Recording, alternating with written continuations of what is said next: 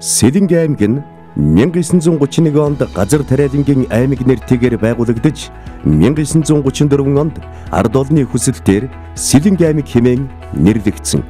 Монгол орны нутгийн хойд хэсэгт Орхон Сэлэнгийн сав газрын дунд зэргийн уулс бүхий ойд хэрийн бүсэд 41.1 мянган хавтгай дөрвөлжин километр нутаг дэвсгэрийг эзлэн оршдог. Оросын холбооны улс Булган, Орхон, Төв, Хинти аймагуудтай хил залгадаг. Нутаг дэвсгэрийн төв хэсэгт нь Дархан уул аймаг багтдаг. Засаг захиргааны нэгжийн хувьд 17 сум, 6 тосгон, орон нутгийн 3 хот, 56 баг, 108 мянган хүн амтай. Хүн амын нэгтрэл хамгийн шигүү суудаг сум нь аймгийн төв Сүхбаатар хот, Мандал, Сайхан сумд юм. Аймгийн төв Сүхбаатар хот нь Улаанбаатар хотоос 322 км зайтай. Аймгийн нутаг дэвсгэрийнх нь 37.2%-ийг ой мод, усан сан бүхий газар 39.7%-ийг бэлчээр, 2.9%-ийг хадлангийн талбай эзэлдэг. Улсын бүх газар нутгийн 2.6, улсын ойн нөөцийн 20 гаруй хувийг эзэлдэг. Монгол орны урсгал усны 55% нь манай аймгийн нутгаар урсан өнгөрдөг. Ноён ууланд хүн нүгийн булш, амар баясгалан тхий, хувьсгалын өлгийн алтан булаг буур хээр, сайхны хөтөл, тужийн нарс, ерөөгийн халуун аршаан, соронзон хад, ээж мод, дуут хад, хонин нуг зэрэг түүхийн дурсгалт болон байгалийн үзэсгэлэнт газруудтай. Мөн Монгол улсын тусгаар тогтнолын шинэ үеийн түүхийн эхлэл болсон 1921 оны ардын хувьсгал энэ сайхан нутгаас эхэлж ардын журамт цэргийн анхны түүхэн шийдвэрлэх тулалдаанууд болж байсан Шивэ хягт, Шаамрын шар тухай, Улаан бургас, Хамын хөндөй, Алтан арал зэрэг түүхийн дурсгалт олон газрууд бий. Аз Европыг холбосон олон улсын төмөр зам, хатуу учирттай засмал зам, аймгийн нутаг дэвсгэрээр дайран өнгөрдөг. Усан замын тээвэр хөгжүүлэх боломжтой дэд бүтэц сайн хөгжилсний зэрэгцээ эдүгэ Монгол улсын хойд хилийн хамгийн том бомб тулах Алтан булгийн бомбт Оросын холбооны улс Монгол улсыг холбосон гол үүд хаалга нь болж байна. Сэлэнгэ аймгийн улс орны хүнс, барилга, хөдөө аж ахуйн үйлдвэрлэлийн салбар тэргүүлэх байр суурийг эзэлдэг бөгөөд улс орны хүн амыг эрүүл, аюулгүй хүнсээр хангах эрхэм чухал үүргийг олон арван жил нэр төртэйгээр хүлээж ирсэн сэлэнгчүүд газар тариалангийн салбарт жилд дунджаар 150 шахан мянган гад тариалалт хийж улсын хэрэгцээт үр тарианы 60 орчим, төмс хүнсний ногооны 30 гаруй, байгалийн хадлангийн 20 орчим хувийг үйлдвэрлэж улсад тэргүүлж байна. Одоо Тус аймгийн 1.5 сая толгой малтай бөгөөд түүний 35% нь өндөр ашиг шимт үхэр, хонин сүрэг эзэлж цаашид нийт малын сүрэгт эзлэх өндөр ашиг шимт малын тоо толгойг нэмэгдүүлэхэд бодлого зорилтоо чиглүүлж байна. Эдгээрийн зэрэгцээ улсын хэмжээний арх спиртийн 65, шохойн 90, цементийн 60 орчим хувийг аймаг дангаараа үйлдвэрлэж байна. Аймаг орон нутгаас өрхийн үйлдвэрлэлийг дэмжих бодлого барьж ажилласнаар аймгийн нийт өрхийн 74.8% буюу 17 мянга орчим нь өрхийн үйлдвэрлэл эрхэлж байгаагийн дотор гахай, шувуу, зүги, хүнсний ногоо, хүлэмжийн аж ахуйг өргөнөөр эрхэлж тэдгээрийн бүтээгдэхүүн нь аймгийн дотоодын нийт бүтээгдэхүүний багагүй хувийг эзэлж байдаг юм. Тийм ч учраас улс орны хөгжлийн цагийн түүчээ болж ирсэн ажилсаг хөдөлмөрч Сэлэнгэ түмний энэхүү нөр хичээл зүтгэлийг Монгол төрөөс өндөрөөр үнэлж 1932, 1976 онуудад Сэлэнгэ аймгийг төрийн дээд шагнал хөдөлмөрийн гавьяаны улаан түгийн одон 2009 он тохиолсон Монгол улсад атар газар эзэмшсэний 50 жилийн ойгоор Монгол улсын ерөнхийлөгчийн зарилгаар төрийн дээд одон Сүхбаатарын одонгоор шагнасан нь манай ажилсаг хөдөлмөрч Сэлэнгэ түмний өнгөрсөн хийгээд өнөө ба ирээдүйн бахархал юм.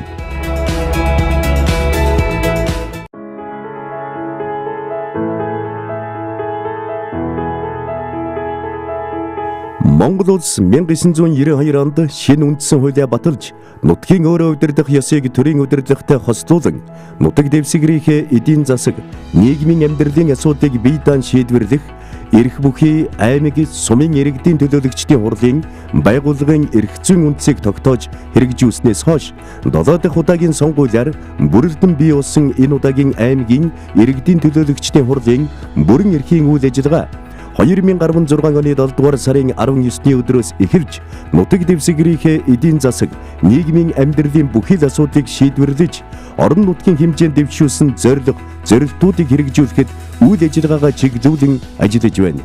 Орон нутгийн 7 дахь удаагийн сонгуулиар аймгийн иргэдийн төлөөлөгчдийн хуралд 37 төлөөлөгч сонгогдсны 30 эрэгтэй, 7 нэмэгтэй бөгөөд дээд боловсралтай 34, тусгай дунд боловсралтай 2, бүрэн дунд боловсралтай 1, өмнө нь аймгийн хуралд сонгогдож байсан зохих туршлагатай 22 төлөөлөгч байна.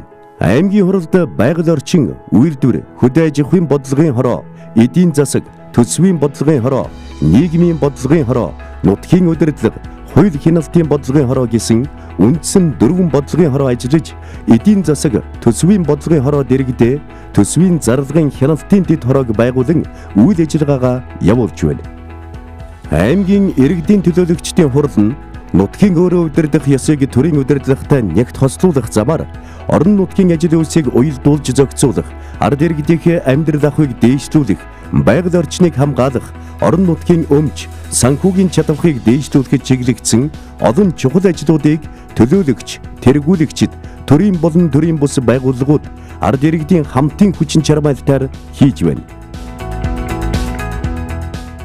За өнгөрсөн хугацаанд Сэлэнг аймгийн иргэдийн төлөөлөгчдийн хурал 10 удаа хуралдаж Сэлэнг аймгийнхаа хөгжлийн гарц гаргалыг томьёолсон бодлогын биш баримтуудыг баталж гаргалаа. Тухайлбал засаг даргын мөрийн хөтөлбөрийн тусгагдсан бодлогын биш баримтуудын 90 гаруй хувийг нь одоо баталж гаргасан.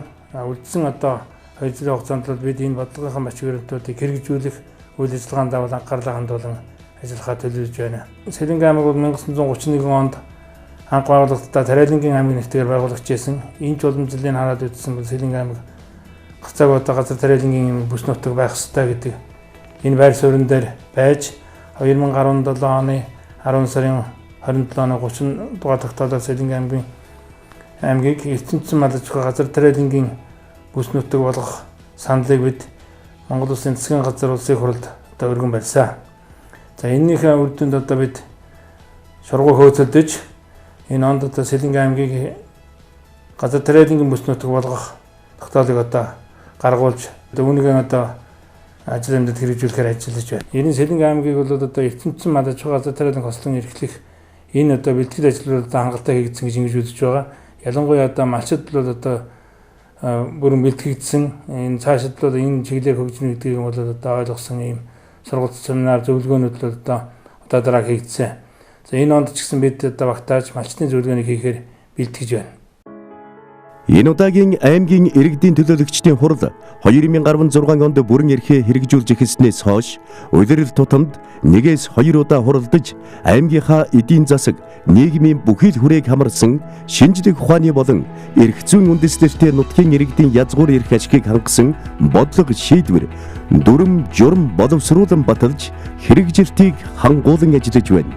Аймгийн иргэдийн төлөөлөгчдийн хурал нь Монгол Улсын засгийн газрын үйл ажиллагааны хөтөлбөр, орон нутгийн сонгуульд намуудын дэвшүүлэн оролцсон мөрийн хөтөлбөр, иргэний нийгмийн байгууллагууд ард иргэдийнхээ саналыг авч боловсруулсан Сэлэнг аймгийг 2016-аас 2020 онд хөгжүүлэх аймгийн засаг даргын үйл ажиллагааны хөтөлбөрийг 3 үндсэн бүлэг, 13 дэд бүлгийн 197 зорилттойгоор баталсан бол нутгийн өөрөө удирдах ёсны зарчмыг баримтлан аймгийн эдийн засаг, нийгмийг хөгжүүлэх бодлогыг тодорхойлж хэрэгжүүлэхэд ард иргэд, аж ахуйн нэгж байгууллагын бүтээлч оролцоог ханган үр дүнд хүрэх эрх зүйн орчинг бүрдүүлэн тогтвортой хөгжлийг хангах зорилго бүхий аймгийн иргэдийн төлөөлөгчдийн хурлын 2016-аас 2020 оны үйл ажиллагааны стратеги төлөвлөгөөг 10 зорилт, 72 ажил, арга хэмжээтэйгээр батлан жил бүрийн аймгийн нийгэм, эдийн засгийг хөгжүүлэх үндсэн чиглэлд тусган хэрэгжүүлж, хяналт тавьж, биелэлтийг ханган ажиллаж байна.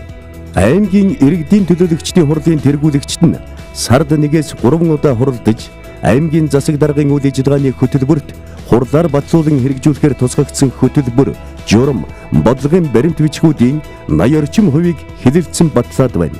Тухайлбал ерөнхий боловсролын сургуулийн болон түүний орчимд эцэг эхийн эргүүл ажилуулах School Police журам, манай гудамж миний гэр хөтөлбөр, багш сурагч солилцоо хөтөлбөр, гэмт хэрэгээс урьдчилан сэргийлэх аймгийн хөтөлбөр, авилга ашиг сонирхлын зөрчлөөс үрдэгчлэн сэргийлэх хөтөлбөр, соёл урлаг хүний хөгжилд хөтөлбөр, Сэлэнг аймгийн гадаад харилцааг эдийн засагжуулах хөтөлбөр, суралцагч байгууллага, төрийн албаны манлайлал хөтөлбөр, цэргийн насны залуучуудын эрүүл мэндийг хамгаалах, боловсролын төвшинг дээшлүүлэх хөтөлбөр, иргэдийн эрх зүйн боловсролыг дээшлүүлэх хөтөлбөр, Сэлэнг аймгийн аялал жуулчлалыг хөгжүүлэх хөтөлбөр, Сэлэнгийн брэнд хөтөлбөр, хөдөлмөрийн аюулгүй байдал, эрүүл ахуйн дэд хөтөлбөр, төрийн албан хаагчийн ажиллах орчин, нийгмийн баталгаа хөтөлбөр, багийн хөгжлийн хөтөлбөр, жаргалтай гэр бүл, залууст боломж, бид Сэлэнгийн ирээдүйн хөтөлбөр,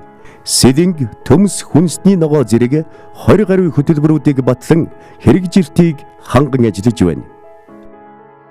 Аймгийн иргэдийн төлөөлөгчдийн хурал үеийн сонгогдсон хурлууд аймгийнхаа бодлогын томоохон асуудлуудыг барьж авч шийдэж аймаг орныхоо хөгжлийн бодлогыг тодорхойлж бодлогын чанартай томоохон шийдвэрүүд гаргаж хэрэгжүүлж ирсэн. Аймгийнхаа нутаг дэвсгэр эдийн засаг нийгмийн хөгжлийн бодлогыг тодорхойлох чиглэсэн асуудлаар 2000 оноос хойш 100 гаруй томоохон хөтөлбөр гаргаж хэрэгжүүлсэн байдаг хурлаас аймгийн эдийн засаг нийгмийн чадвар дээшилж улс орныхоо хөгжил тодорхой хөв нэмэр оруулж улс орныхоо талх тарианы хэрэгцээг хангахад чиглэсэн энэ зорилгуудаа хэрэгжүүлэхэд тодорхой бодлогод гаргаж хэрэгжүүлж амжилттай ажиллаж байна гэж хэлээ. Хурлын тасралтгүй байнгын үйл ажиллагааг хангах зорилгоор иргэдийн төлөөлөгчдийн хурлын хуралдаанаар хилэлцэх асуудлыг урьдчилан бэлтгэх, санал дүгнэлт гаргах, хурлын тогтоол шийдвэрийн биелэлтийг хянан шалгах чиг үүрэг бүхий бодлогын хороодыг иргэдийн төлөөлөгчдийн хурлын төлөөлөгчдөөс сонгож хурлын бүрэн эрхийн хугацаанд байгуулан ажиллаж байна. Бодлогын хороод нь иргэдийн төлөөлөгчдийн хурлын хуралдаанаар хилэлцүүлэх асуудлыг бэлтгэхэд оролцох, хуралдаанаараа хилэлцэж санал дүгнэлт гаргах, Монгол улсын хууль тогтоомж хурлын шийдвэрийн биелэлтийг нутаг дэвсгэрийн байгууллагуудад шалгах, нутаг дэвсгэрт орших албан газар байгууллагын үйл ажиллагааг хурлын эрх хэмжээний хүрээнд шалган танилцах, санал дүгнэлтээ хурал болон холбогдох шатны байгууллагад хүргүүлж шийдвэрлүүлэх зэрэг үндсэн зорилтуудыг хэрэгжүүлж байна. Сэлэнг аймгийн иргэдийн төлөөлөгчдийн хурлын дөрвөн бодлогын хороотой. Тэгээд манай бодлогын хороо нутгийн удирдлага хууль нэлтийн бодлогын хороо. Манай аймгийн иргэдийн хурлын бодлогын хороотын бүтцэл бол ерөнхийдөө нэг төлөөлөгч нэгд бодлогын хороонд орохоор ингэж зохицуулагдсан байдаг. Төрийн байгууллагуудын үйл ажиллагаа ард иргэдэд хэрхэн хүрч байна вэ? Ямар асуудлууд тулгамдаад байна вэ? Иргэд юун дээр төрийн байгууллагын үйл ажиллагаанд санал гомдол гаргаж байна гэдэг дээр судалгаа дүгнэлт хийх замаар хяналтын ажлуудыг нэлээд зохион байгуулсан. За ялангуяа аслагдсан сумд тосгодын үйл ажиллагаанд төрийн үйлчлэгийг иргэдэд хэрэглэгүй хүргэх чиглэлээр мөн хууль дүрмийн хэрэгжилт, иргэдийн төлөөлөгчдийн хурлаас гаргасан шийдвэрийн хэрэгжилт, түүний үр дүн өрөөгөөж ямар түвшинд байна гэдэг дээр 2 удаагийн хяналтын явж хийсэн. За энэ бол ерөө сум, өдөр сумд, сумын засагтлагын хамгийн газар, ерөнхий боловсролын сургууль, эмнэлэг, цэцэрлэг энэ үйл ажиллагаанд тэнд мөрдөгдөж байгаа хууль дүрмийн хууль дүрмжийн хуульд нийцэж байгаа эсхийг нэгдүгээрт, хоёрдугаарт нь иргэдэд хүргэж байгаа төрийн үйлчлэгээ аль талдаа дагуулж ийн гэдгийг судалсан. Гуравдугаарт нь мөн төрд ажиллаж байгаа ажилтан ажиллагчдын асуудлуудыг шийдвэрлэх дүрм журам хэрэг хуульд нийцэж байна гэдгийг судалдаг зөвлөгөө зөвлөмж боловсруулан мэргэжил арга зүйгээр хангаж ажиллаж ирсэн. Аймгийн иргэдийн төлөөлөгчдийн хурлын тэргүүлэгчдийн ажлын алба нь нарийн бичгийн дарга ажлын албаны ажилтнууд нийт 9 хүний бүрэлдэхүүнтэй ажиллаж байна. Төлөөлөгчдийн хурлын ажлын албаны үндсэн чиг үүрэг бол хурлын хуралдаан болон тэргүүлэгчдийн хуралдааны техник зохион байгуулалт бэлтгэл ажлыг хангах, хурлын төлөөлөгчийн үндсэн үйл ажиллагааг мэдээлэлээр хангах, бусад хяналт шалгалт, мөн сургалт сурталчилгаа, хурлын тогтоол шийдвэрийн хэрэгжилтийн байдлыг хяналт үнэлгээ шинжилгээ мониторинг хийж тэргүүлэгч төлөөлөгчдөд танилцуулах, мөн хурлын тогтоол шийдвэрийг сурталчлан мэдээлэх чиг үүргийг хэрэгжүүлж байна. Сумын иргэдийн төлөөлөгчдийн хурал болон багийн иргэдийн нийтийн хурлыг чадваржуулах чиглэлээр мэргэжил арга зүйн зөвлөгөө, сургалт мэдээллүүдээр хангах зэрэг үндсэн үйл ажиллагааг бэхжүүлэн ажиллаж байна. Төлөөлөгчдийн мэдлэг чадвараас хуралдааны шийдвэр, хурлын үйл ажиллагааны чадвар, нөлөөлөл, нэр хүнд хамаарах тул тэдний хууль эрх зүй, ажил хэргийн мэдлэг чадварыг дээшлүүлэх зорилгоор төлөөлөгчдийг сэдэвчилсэн, бүсчилсэн сургалтанд хамруулах зэргээр ажиллаж байна. Бүрэн эрхийн хугацаанд аймаг, сумдын иргэдийн төлөөлөгчдийн хурлын тэргүүлэгчдийн сургалт, багийн иргэдийн нийтийн хурал, багийн засаг дарга нарын сургалт, бүх сумдын хурлын төлөөлөгчдийн сургалт, аймаг, сумдын иргэдийн төлөөлөгчдийн хурлын эмэгтэй төлөөлөгчдийн сургалтуудыг их хурлын тамгын газар, нэгдсэн үндэсний байгууллагын хөгжлийн хөтөлбөр, Швейцарын хөгжлийн агентлаг, Монгол улс дахь төлөөллийн байгууллагыг бэхжүүлэх төсөлтэй хамтран зохион байгуулсан. Ажлын албанаас хурлаас баталсан шийдвэрүүдээр тогтоол шийдвэрийн эмхэд хэл номыг жил бүр эмхлэн хэвлүүлж, хурлын тэргүүлэгч, төлөөлөгчд, бүх сумдын хурал, засаг даргын тамгын газар, түүний харьяа хэлтэс, агентлаг, албадад гарын авлага болгон хангасан нь 13 дахь жилдээ уламжлал болсон ажил юм. Хурлын байгууллагын үйл ажиллагаанд чухал үүрэг гүйцэтгэдэг нэг зүйл бол гаргасан шийдвэрүүдээ иргэд, сонгогчдод мэдээлэх, сурталчлах, тэдний санал бодлыг сонсох явдал юм. Хуралдааны нээлттэй ил тод байдлыг хангах зорилгоор иргэдийн төлөөлөгчдийн хурлын хуралдааныг орон нутгийн 2 телевиз, Сэлэнг Монцамэ цахим хуудас, Сэлэнгийн мэдээ орон нутгийн сонинд нийтлүүлж, Сэлэнг цэг хурал цэгийн цахим хуудас, Сэлэнг аймгийн иргэдийн төлөөлөгчдийн хурлын Facebook хуудсыг ажилуулж, үйл ажиллагааны мэдээлэл болон хуралдаанаас батлагдсан гарсан тогтоол шийдвэрийг тухай бүрд нь сурталчилж байна. Засаг захиргаа, нутаг дэвсгэрийн үндсэн нэгж болох сум, багийн хурлуудын чадварыг сайжруулах, орон нутгийнхаа хөгжлийн бодлогыг оновчтой тодорхойлоход нь аймгийн иргэдийн төлөөлөгчдийн хурлын тэргүүлэгчдийн ажлын албанаас мэргэжил арга зүйн зөвлөгөөг тогтмол өгч ажиллаж байна. Аймгийн 17 сумын иргэдийн төлөөлөгчдийн хурлд хурлын 387 төлөөлөгч, багийн иргэдийн нийтийн хурлын тэргүүлэгч 280 хүн ажиллаж байна. Сумдын жил бүрийн үйл ажиллагааны тайланг нэгтгэн дүгнэж, хуралдааны материалд хяналт шинжилгээ хийж, алдаа дутагдлыг засуулж, сум, багийн хурлуудад төрийн албан хэрэг хөтөлбөрийн стандартыг хангуулж ирлээ. Доктортой хөгжил 2030 бодлогын барьц баримтуудыг одоо боловсруулан Сэлэнг аймгийн иргэд олон нийтээр одоо хэлэлцүүлээд явж байна. За энэ бодлогын бичиг баримт маань бол одоо үе үеийн одоо Сэлэнг аймгийн удирдлагуудын цаашид одоо баримталж боловсруулж одоо хэрэгжүүлж ажиллах ийм одоо ширээний нам болох ёстой. Үндсэндээ үе үеийн одоо гарч ирсэн одоо засаг дарга аймгийн удирдлагууд бол энэ одоо хөтөлбөрийг барьж хөгжлийнхээ одоо хөтөлбөрийг тодорхойлж явах хэрэгтэй. Ийм одоо бодлогын бичиг баримтуудыг бид гаргахаар бэлтгээд байна. Сумдаас илүү одоо хүн амттай ийм одоо баг байдаг манайд. Тухайлах юм бол одоо Түнхэл тосгон буюу одоо юуны Зуарагийн нэг баг, за 90 сумын одоо Буган тосгон буюу Бугантын одоо 3 дугаар баг гэж ингэж одоо явдаг. За эдгээр хоёр баг маань ихэд 3200-аас 3500 гаруй хүн амтай ийм сумдууд байгаа. Энийг одоо бид одоо бас урлаар хэлэлцүүлэхээр одоо судалгаа шинжилгээний ажлыг хийгээд явж гэн ингээд дараа энэ ондоо багтааж одоо хэлэлцүүлээд Монгол Улсын засгийн газар улсын хурлд одоо өргөн барихаар бэлтгэл ажиллагаа бол одоо бас хангаад байна.